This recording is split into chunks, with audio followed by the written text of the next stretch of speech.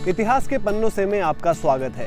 जब ये सीरीज हमने प्लान करी तो पहली चीज़ मेरे मन में थी कि इससे मेरी नॉलेज इंप्रूव होगी, लेकिन जैसे जैसे धीरे धीरे मैं पढ़ने लगा तो मुझे लगा कि ज़रूरी है कि भारतीय क्रिकेट के कुछ खिलाड़ियों को उन क्रिकेट फैंस तक पहुंचाना जो शायद अभी उन खिलाड़ियों के बारे में नहीं जानते। हम जब हिस्ट्री ऑफ क्रिकेट की बात करते हैं तो अमूमन जो नाम सामने आते हैं Don Bradman, Jack Hobbs, Len Hutton, 3 Ws, but Indian cricket ने भी ऐसे आइकॉनिक फिगर वर्ल्ड क्रिकेट को दिए हैं और काफ़ी कम लोग उनके बारे में जानते हैं। एक ऐसे ही खिलाड़ी के बारे में आज हम बात करेंगे जिनका नाम है Vijay Merchant.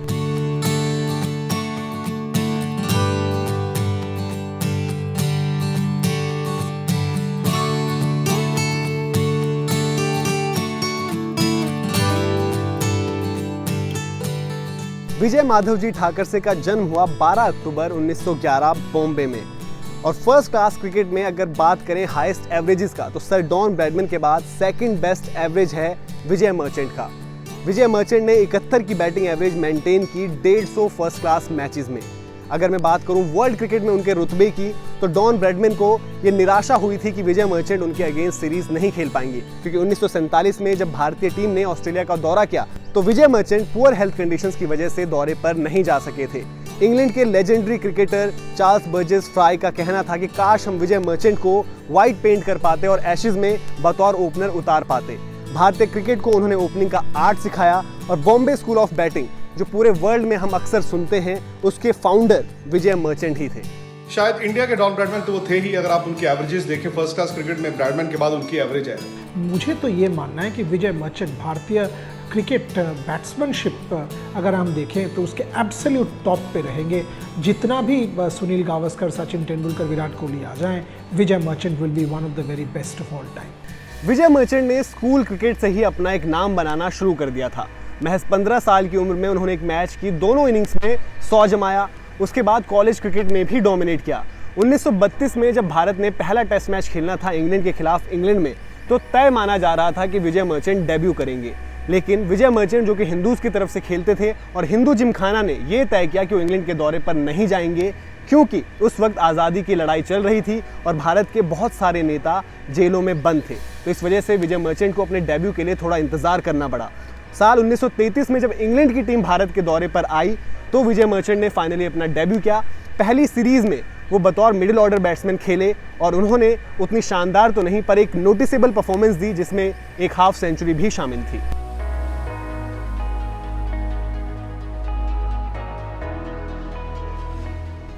Practice makes a man perfect, ये कहावत आपने हजारों बार सुनी होगी और इसका परफेक्ट एग्जाम्पल है विजय मर्चेंट। मर्चेंट अपनी प्रैक्टिस और प्रिपरेशन के लिए जाने जाते थे और जिसने उन्हें बनाया वर्ल्ड क्रिकेट का one of the finest opening batsman. 1933 की जो मर्चेंट की डेब्यू सीरीज थी उससे एक हफ्ते पहले बॉम्बे प्रेसिडेंसी का मैच था अगेंस्ट MCC। मॉरिस निकल्स की एक छोटी गेंद उनकी चिन पर जाकर लगी। विजय मर्चेंट ने उसे एज फेलियर लिया और उसके बाद लगातार 1 महीने तक छोटी बॉल के अगेंस्ट प्रैक्टिस की। 1936 में भारतीय टीम को इंग्लैंड का दौरा करना था जो सबसे ज़्यादा चैलेंजिंग कंडीशंस मानी जाती है स्विंग की वजह से। तो मर्चेंट रोज सुबह उठकर 5-6 बजे बॉम्बे में प्रैक्टिस किया करते थे। कॉलेज के जो तेज गेंदबाज थे उन्हें बुलाया करते थे और सुबह सुबह जिस टाइम ड्यू होता था, बॉल स्विंग होता था, कंडीशंस चैलेंजिंग होती थी, उस वक्त वो बल्लेबाजी किया करते थे क्योंकि उन्हें पता था कि इंग्लैंड में उन्हें ऐसी ही कंडीशंस मिलेंगी। इस प्रैक्टिस का उन्हें फ़ायदा भी मिला और 1936 में उन्होंने एक आउटस्टैंडिंग टूर किया जहां पर उन्हें फर्स्ट क्लास गेम्स की अगर मैं बात करूंगा टोटल मिलाकर तो 50+ का एवरेज था और जो टेस्ट सीरीज थी उसमें भी उन्होंने शानदार परफॉर्मेंस दी थी।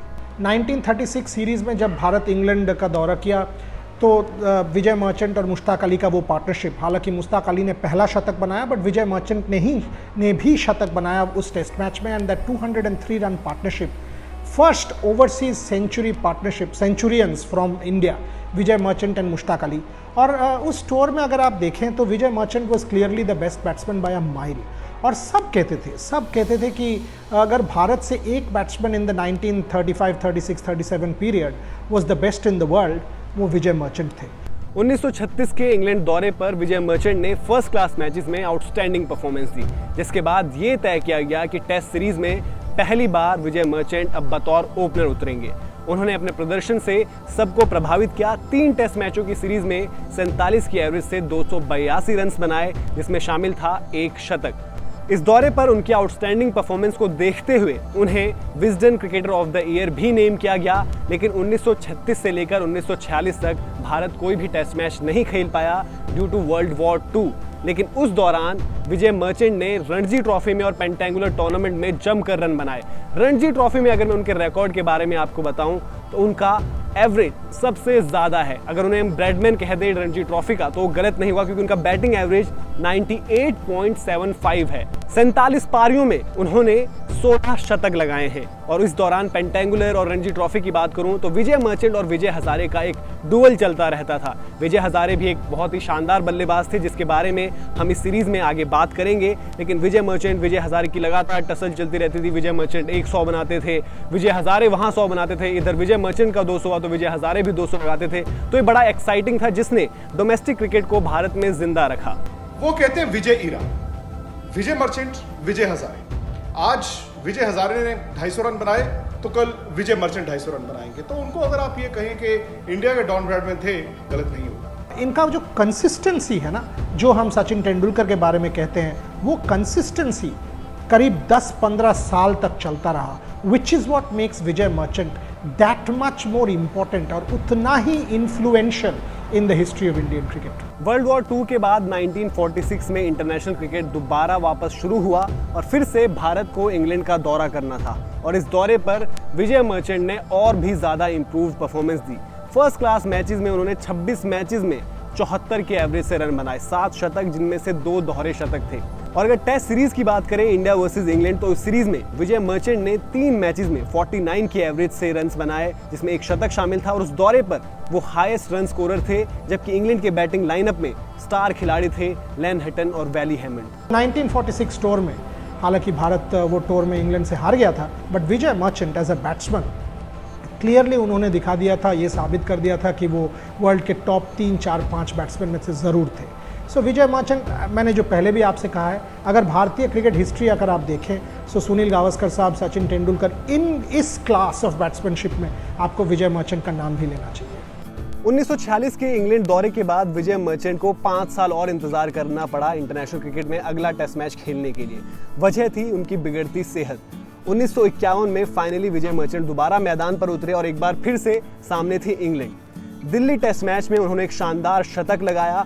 जब उन्होंने वो शतक लगाया तो उनकी उम्र थी 40 साल 21 दिन और अभी तक वो भारत के सबसे ज्यादा उम्र दराज खिलाड़ी हैं जिन्होंने इंटरनेशनल क्रिकेट में शतक लगाया। उसी मैच के दौरान बाद में फील्डिंग करते हुए विजय मर्चेंट को शोल्डर में इंजरी हो गई, जिसके बाद उन्हें इंटरनेशनल क्रिकेट छोड़नी पड़ी। विजय मर्चेंट का ट्रैक रिकॉर्ड क्लियरली ये कहता है, और अगर आप कॉन्टेम्पोरेरी न्यूज़पेपर आर्टिकल्स या कॉन्टेम्पोरेरी मैगजीन्स देखें तो विजय मर्चेंट का बैटिंग टेक्निक को लेके बहुत कुछ लिखा गया था। और ये कहा जाता है कि Sunil Gavaskar came from the Vijay Merchant school and he was Vijay Merchant's proteges. Vijay Merchant का इंटरनेशनल करियर रहा 18 साल, लेकिन अनफॉर्चुनेटली उन 18 सालों में सिर्फ वो 18 इनिंग्स ही खेल पाए। 10 टेस्ट मैचेस, 3 शतक, 47 का बैटिंग एवरेज, 859 रन, जो हम कह सकते हैं कि एक शानदार परफॉर्मेंस रहा। लेकिन शायद वर्ल्ड क्रिकेट और ज़्यादा डिजर्व करता था विजय मर्चेंट की बल्लेबाजी देखना। विजय मर्चेंट रिटायरमेंट के बाद क्रिकेट में इन्वॉल्व रहे, एक्टिव रहे, बतौर एडमिनिस्ट्रेटर, बतौर राइटर और बतौर सेलेक्टर भी उन्होंने एक बहुत बड़ा फैसला लिया था साल 1971 में, जब उनकी वजह से टाइगर पटौदी से कप्तानी छिनी और कप्तानी मिली अजीत वाडेकर को, जिनकी कप्तानी के अंडर भारत ने बड़े विदेशी दौरों पर जीत दर्ज की। हम लोग अगर भारतीय क्रिकेट इतिहास देखें तो 1971 को माना जाता है जब हमारे क्रिकेट इतिहास का टर्निंग पॉइंट, रेनेसांस जो कहा जाता है, वो हुआ था। वेस्ट इंडीज़ में हम लोगों ने वेस्ट इंडीज़ को हराया, इंग्लैंड में हम लोगों ने इंग्लैंड को हराया, और इसके पीछे विजय मर्चेंट का बहुत बड़ा हाथ था। टाइगर पटौदी को हटाकर अजीत वाडेकर कैप्टन बने, और सबका ये मानना है कि अजीत वाडेकर के कैप्टनसी में भारत का ये रेनेसांस हुआ। और अजीत वाडेकर को कैप्टन बनाने के पीछे विजय मर्चेंट का बहुत बड़ा हाथ था। 5 सिलेक्शन कमेटी मेंबर्स हम जानते हैं रहते हैं। उस सिलेक्शन मीटिंग में 4 सिलेक्शन कमेटी मेंबर्स थे, एम दत्तात्रेय नहीं थे, उनको हटाया गया था। 4 में से 2 for Pataudi and 2 for Ajit Wadekar. And that point in time Vijay merchant chairman of selectors होने के नाते उनका कास्टिंग वोट यूज़ करके अजीत वाडेकर को उन्होंने कैप्टन बनाया। एक्चुअली हिस्ट्री थी एक, जो नवाब पटौदी सीनियर थे, इफ्तिकार अली खान पटौदी, सैफ के दादाजी, जो कि इंग्लैंड से टेस्ट क्रिकेट खेले थे, बॉडी लाइन सीरीज छोड़कर आ गए थे बिकॉज उनको लगा था कि ये स्पिरिट ऑफ द गेम के खिलाफ है। बाद में वो हिंदुस्तान की कप्तानी उन्होंने की और उस वक्त विजय मर्चेंट के जहन में धारणा थी कि कप्तानी डिजर्व मैं करता था और कप्तानी पटौदी सीनियर को मिल गई और ये रंजिश कहीं ना कहीं उनके दिल में रही। ये थी कहानी विजय मर्चेंट की, जो ना कि सिर्फ इंडिया के फर्स्ट बैटिंग हीरो थे बल्कि साथ साथ पहले क्रिकेटिंग रोल मॉडल थे। क्रिकेट फील्ड पर तो कमाल की प्रदर्शन देते ही थे, लेकिन आउटसाइड द क्रिकेट फील्ड भी उन्होंने एक एग्जाम्पल सेट किया। अपने सोशल वर्क के लिए वो जाने जाते थे और मर्चेंट स्कूल ऑफ बैटिंग के बारे में बात करते हुए उन्होंने कहा कि मर्चेंट स्कूल ऑफ बैटिंग है क्रीज पर खड़े रहना, सावधानी से गेंदें पिक करना, अपना विकेट ना फेंकना, और उनकी राय है जो शायद अगर आप बडिंग क्रिकेटर हैं तो आपके काम आ सकती हैं। विजय मर्चेंट का कहना था कि लेट कट आप तब तक न खेलें जब तक आपको क्रीज पर कम से कम आधा घंटा ना हो गया हो। हुक शॉट का इस्तेमाल सिर्फ तब करें जब आपको गेंद फुटबॉल जैसा दिख रहा हो और बॉल की शाइन पूरी तरीके से जा चुकी है।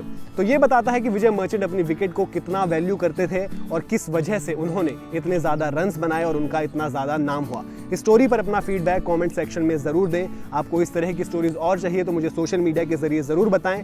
स्पोर्ट्स तक पर हमारे साथ बने रहिए, सब्सक्राइब करिए और नोटिफिकेशन की घंटी भी बजाइए।